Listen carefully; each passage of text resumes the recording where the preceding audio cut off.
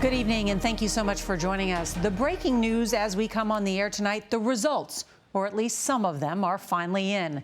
After nearly a day of delay, Iowa's Democratic Party is now releasing partial results from last night's Iowa caucus. And in a surprising showing, Pete Buttigieg and Bernie Sanders are now vying for first place in the delegates. Elizabeth Warren is third, and Joe Biden is in fourth place. Now, this follows last night's mass confusion when precincts tried to report results and couldn't. They had an app for that, a brand new one, but it didn't work. The candidates have already moved on to New Hampshire, and Ed O'Keefe is there for us tonight. But we're going to be in with Major Garrett, who is still in Des Moines. And Major, this nominating process is getting off to a rough start. That's right, and candidates are frustrated because there's no clear winner. Pete Buttigieg and Bernie Sanders appear to have done well, but how much momentum will these delayed Iowa results carry to New Hampshire? Nobody knows. And it's hard to avoid the conclusion, Nora, that the much-anticipated kickoff to this nomination process has fallen flat on its face.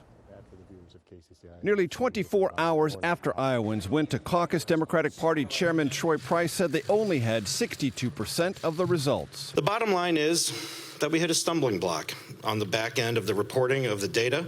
Price blamed a problem with a mobile reporting app. We took the steps we felt was necessary, but we found a coding error last night once we discovered some irregularities as the results started to come in.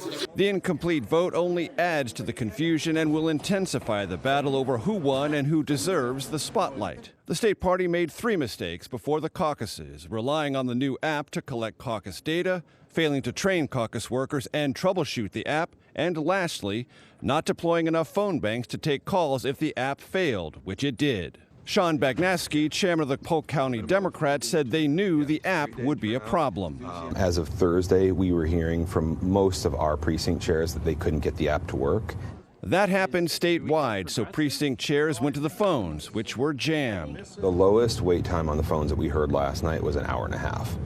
In many cases, it was 2 hours. With no final results in sight, the candidates filled the void. You probably heard we don't know the results. Well, it looks like it's going to be a long night. President Trump pounced on the bungled caucus results, calling it an unmitigated disaster. Nothing works, he said on Twitter, just like they ran the country. Major Garrett, CBS News, Des Moines.